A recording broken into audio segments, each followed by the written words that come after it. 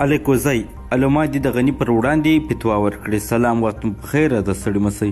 له دې مطلب تر شرکتانه مخکې چې زموږ چینل نوي سبسکرایب کړئ، مهرباني وکړئ زموږ چینل ضرور سبسکرایب کړئ. ولسمشر نعمان ابراهیم الکوزی وایي د هیواد علما دې په جماعتونو کې راټول او د ولسمشر غني پر ضد دې فتوا ورکړې. هغه په کابل کې د زرګونو معترضینو په ګډون جوړ شوي غونډې ته وویل غني غاصب دی، ارګ غصب کړی او د قانون خلاف د واک پر ګډۍ ناست دی.